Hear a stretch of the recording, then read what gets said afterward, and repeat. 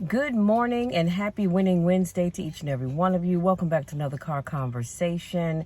Happy first day of October and happy first day of the fourth quarter.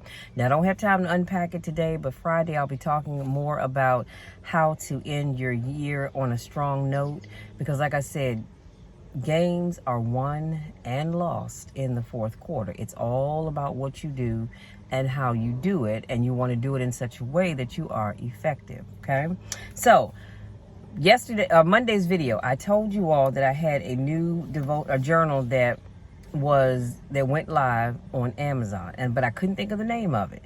So it is the Candy Cane Holiday Memory Journal. Capture sweet holiday moments. It's $10. It is on Amazon. And if you go to the description box, it is all of the journals that I have on Amazon are listed. And this one is the very first one on top of that list. Now, as of last night, I'm also working on a pumpkin spice and autumn thoughts devotional. It's a 90-day devotional, so I'm excited about that. I'm doing some editing now. And it is my hope that I can get that uploaded to KDP by the end of the weekend. So somewhere around Saturday or Sunday. Because like I said, I'm only on day 5 and it's a 90-day devotional. Now, let's jump right on into today's conversation. I'm going to be sharing signs that you must end a relationship immediately. And this is based off Stoic wisdom. And I think these are going to be some things that you will probably say, wow, I've experienced that. Also, that's what that was. And here's the thing. When it's time to end relationships, the red flags are waving. I mean, they are waving high. And we know it's time to end the relationship, but we want to hold on to it for whatever reason. Whatever your reason may be, you're trying to hold on to something that God is saying, let go. So, number 1, constant disrespect. Y'all, let me tell you, this is a no-brainer for me because what I won't do is tolerate disrespect. If I am respectful to you, I expect you to be respectful to me. You don't have to like me and I don't have to like you. In fact, if I think about it, I probably don't like you anyway. But either way, I'm still going to respect you because I command respect as well. But respect is the foundation of any bond, and without it, there is no relationship, only control. So if you're in a relationship, and hear me when I say relationship, I'm not talking about just a husband, wife. I'm not talking about girlfriend, boyfriend. I'm not talking about situationships or just friendships. I'm talking about all of the above and then some. But if you are in any kind of relationship, you have to know that respect is the foundation of that relationship, because without respect, you really have nothing. What you have is someone that's controlling you. And you definitely don't need nor want that in your life, because I know I certainly don't. Number 2, emotional manipulation. If they twist your words, play the victim, or guilt trip you, the Stoics would call this a slavery. They would call this slavery of the mind. You know, it's sad, but there are people, and I'll have to give it to them. You know, they're good at their craft, but they're very good at mind manipulation. Have you ever met somebody that you can talk to and they are wrong just as wearing corduroy in the summertime is wrong, but they will flip the script so quickly, just like that, and mentally manipulate you and make you think you are the problem. And you walk away going, what the heck just happened? How did I end up being the bad guy when you hadn't done anything at all? But emotional manipulation, like I said, if these individuals are twisting your words, they're playing the victim, or they're trying to guilt trip you, the Stoics call that slavery of the mind. And essentially, that's exactly what it is. That is exactly what that is. They are controlling you mentally. And so you need to cut that relationship off. Number 3, loss of self-respect. When staying with someone forces you to betray your own values. Seneca would say, you are harming your soul. I don't know about you. But I want to go to heaven, okay? So I'm not going to allow anybody to compromise my soul, my peace, any of that. So that is another red flag, you guys. It's what did I just say? Loss of self-respect. Anybody that forces you to betray your values, you know what values you have. If you know you're not the kind of person that goes out here and steals, but you're in a relationship in some way, shape, or form with somebody that encourages you to do that, you're selling your soul to the devil. You might as well be alone. But like I said, there are some people that stay in relationships, and I've only given you 3 of the 9 things to look out for, but there are people right now going through those situations, and they're staying in that relationship. Why? Because they don't want to be by themselves. I'm sorry, but 1 is still a whole number. I am happy by myself, just as happy as I am in a relationship. Number 4, fake support. They smile when you succeed, but envy burns beneath the surface. That's not love. That's only rivalry. And I've said that before. I've used that analogy before, and I talked about how you do have people that smile in your face and, oh, that's wonderful, and they're just clapping and they're smiling, head tilt. And then in the back of their mind, they're going, look at this idiot. Just look at this damn fool. Thinking they're doing something. It's not going to last. But that's how some people are. My thing is, I am genuinely happy for everybody. Genuinely happy. If you're doing big things, I am happy for you. And guess what? I don't even have to like you. And you don't have to like me. But I'm still happy that God is blessing you. You know, we all know that God is blessing us. But every now and then, you want your enemies, come on somebody, to see God blessing you out in the open. God blesses us all behind closed doors, but every now and then you want your enemy to see that, yeah, God is still blessing me. Come on now. So that's the fake support. Like I said, they smile when you succeed, but envy is burning deep down inside. And here's the thing. You might say, well, Michelle, well, how would I know that someone is doing that? Let me say this. No matter what relationship you're in, always pray and ask God for discernment. Always pray and ask him for discernment, and ask him to show you if this person is genuinely happy for you or if they are plotting against you. Honey, I pray about everything. There's nothing that I can't go to God and pray with, and neither is it for you. So pray for discernment and ask God to show you who those people are in your life that are clapping and cheering for you to your face, but stabbing you in the back when you're not looking. Number 5, one-sided effort. Marcus Aurelius reminds us that relationships are about harmony, not sacrifice at your expense. Okay, so if it's one-sided effort, if you have one person that's trying to be a better person in order to make that relationship work, but then the other person chooses not to, cut it off. Count it as a loss and go about your business. Because a relationship is about 2 people working together. I should say 2 or more, depending on the type of relationship. But at least 2 people working together. And you cannot build a relationship and have a good relationship if you only have one person doing all the work. And the other person sits back, wants to reap the benefit, but they're not helping to do their part. Number 6, constant negativity. If their presence darkens your spirit, you owe them nothing. Protect your peace.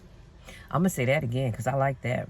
If their presence darkens your spirit, my spirit, our spirit, guess what? We owe them nothing. Protect your peace. If you know me, then you know I talk about this a lot. You have got to protect your peace at all costs.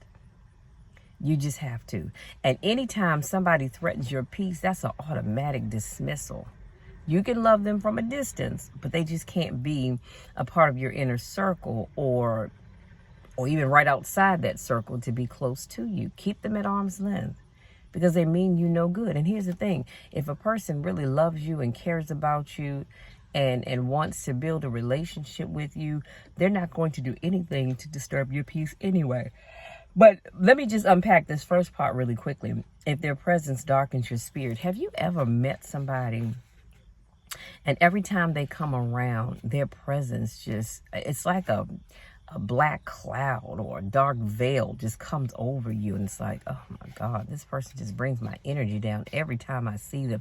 They haven't opened their mouths to say anything to you about anything, but just their presence just puts a dark curtain across the window panes of your eyeballs, okay? That's how bad it is. But when you get that, it's time to cut those people off. Why are they there? Why do you have them hanging around? Number 7, control over your freedom. Come on now.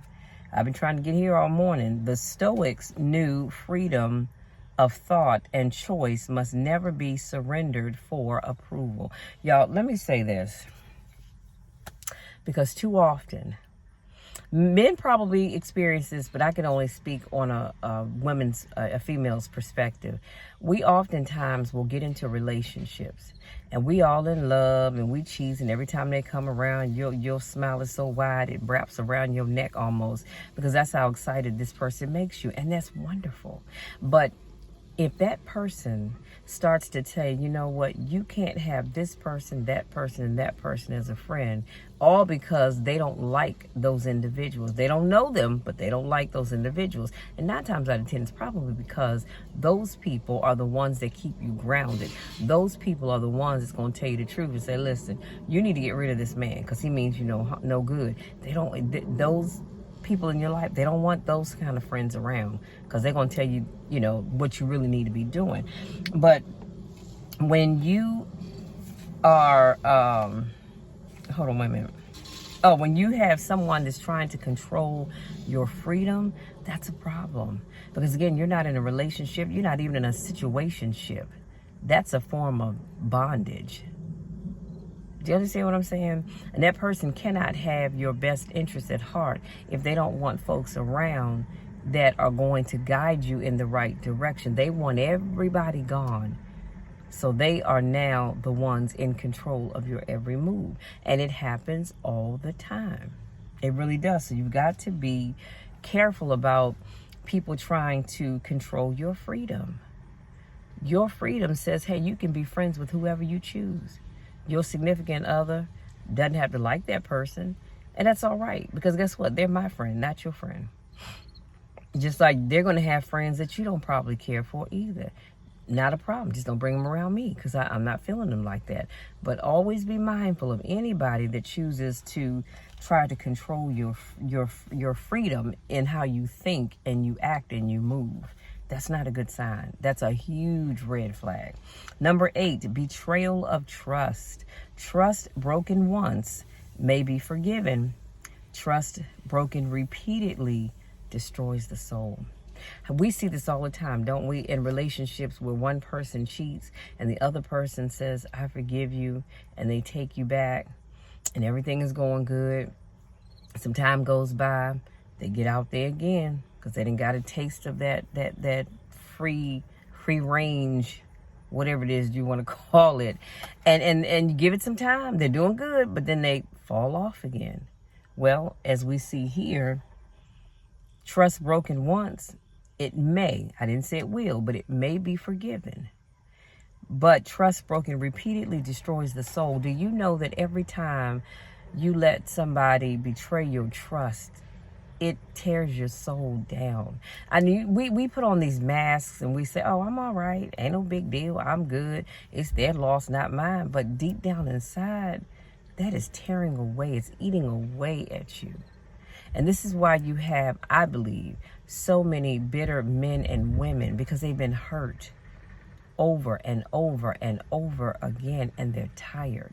And then when they meet you, because they've not healed from whatever that other stuff was, you don't stand a fighting chance, because you have all those other demons that he's trying to deal with.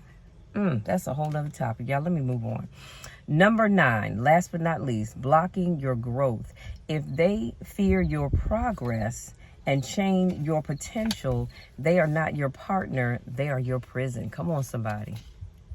How many times does that happen?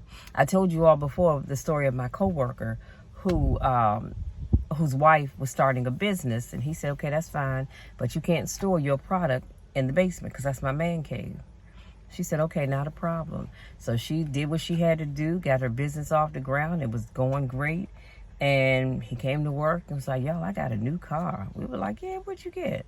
He got a BMW. And I'm thinking, BMW. Well, that's because his wife's business was doing so well, he was able to get a BMW. And my coworker, she was like, because it was like three of us, we always hung together. She said, wait a minute, hold up. You didn't even want this woman to start the business, but now she started it and did what she had to do to store her products, and she's making good money. You getting a BMW out of this deal? How does that happen? See, because me personally, husband or no husband, I'd be like, well, no. You can get whatever you want with your money, but not with my money, because you were trying to block my blessing in starting this business. So now that the business is flourishing, you want me to take my hard-earned money so that you can get a BMW? The devil is a lie.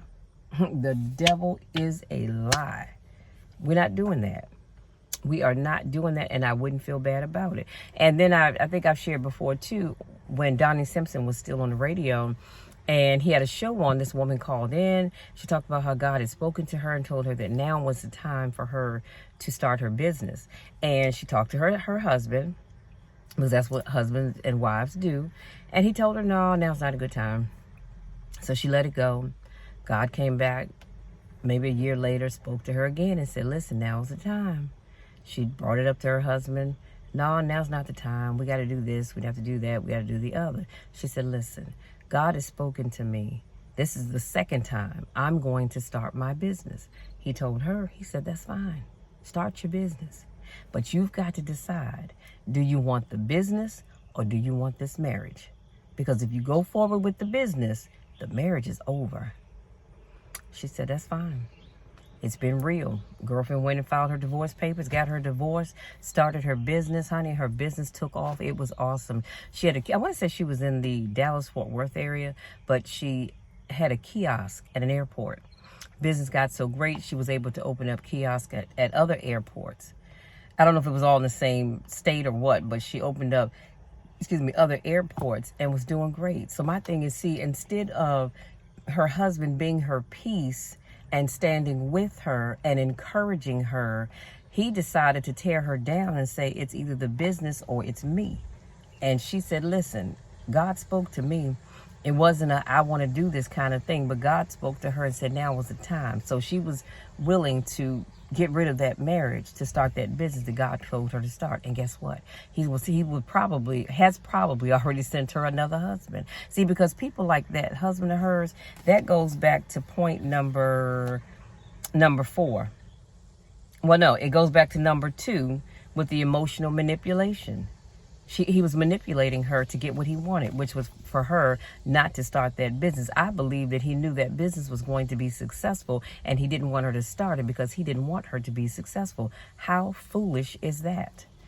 If I'm your wife and you're my husband, we're a team. And whatever we make, we bring it together. So why would you not encourage? So it goes back to emotional manipulation,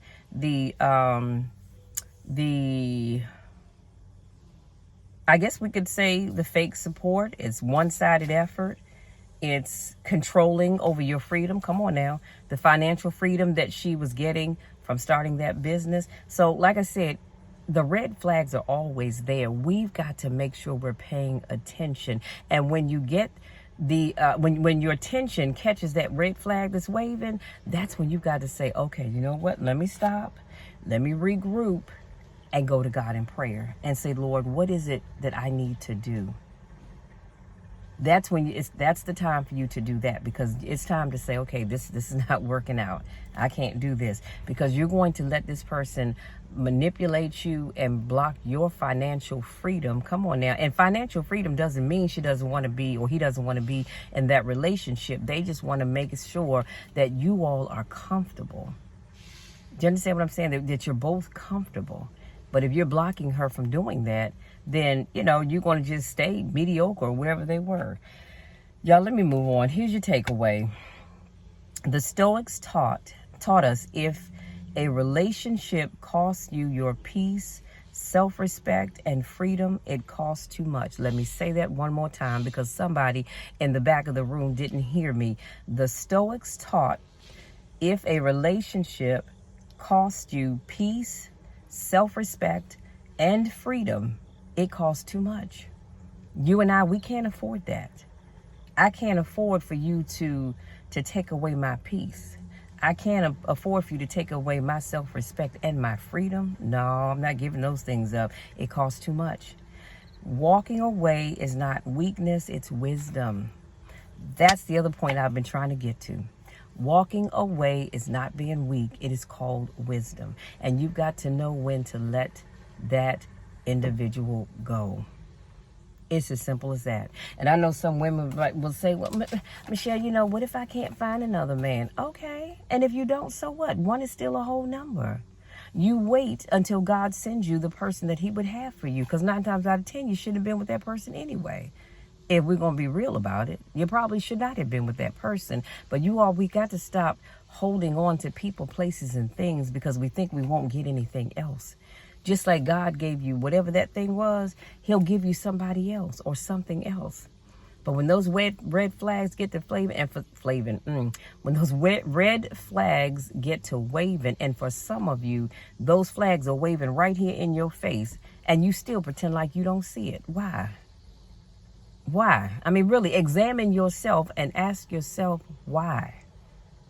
I'm not talking about a red flag waving way off in the distance. I'm talking about the one that's right there in your face and you act like you don't see it. You see it. You don't want to acknowledge it because it means that you're giving up something. And guess what? In this life, sweetie, we're going to always have to give up something in order to get something better. Y'all, that's it. That's all I have. Go out there, enjoy the rest of this beautiful day. Like I said, happy October. It is my hope and prayer that this month is 1,000 times better than last month. Do you understand what I'm saying? Go out there, enjoy this month to the fullest. We are in the 4th quarter, people. It's time to buckle down and get some things done. Because some of y'all on New Year's Day talked about, oh yeah, I'm going to do ABCXYZ, and you haven't done nothing. Or you started some of those projects, but you haven't finished them. It's the 4th quarter. Are you going to win or are you going to lose? I don't know about you all, but I plan on winning. Y'all, listen, I love you all to the moon and back, and there's nothing that you can ever do to change that because I love you too much to let you go. I love you too much to let you stay the way you are. This is why I do what I do, to encourage and motivate each and every one of you every chance that I get because I care. That's genuine love and caring for God's people, and this is why I do what I do. So if you're new to my channel, welcome. Thank you so much for joining me. Please make sure you hit that subscribe button. Don't forget to tap the bell. Share this video with someone that you think needs to hear this message, okay? Please do. Please, please do. And if there's a topic that you want me to talk about, you can always reach out to me. My contact information is in the description box. And if we follow each other on TikTok, Instagram, Facebook, just send me an inbox message. But other than that, my email is in the description box. Reach out to me if you have topics that you want me to talk about. Because as we move closer to the holiday season, I'll definitely be talking about things like seasonal depression. We'll be talking about suicide because these things are real during the holiday season. So that's why I always encourage you, if you have a topic that you want me to talk about, feel free to reach out and let me know, and I'll do my best to make that happen, okay? Now, if this is not your first rodeo, welcome back. Y'all know I miss you when I don't get a chance to see you. I love you all. Go out there, enjoy this day. Have fun wherever you go or whatever you do. Have fun. But just be safe, okay? Love you to the moon and back, and we'll talk again on Friday.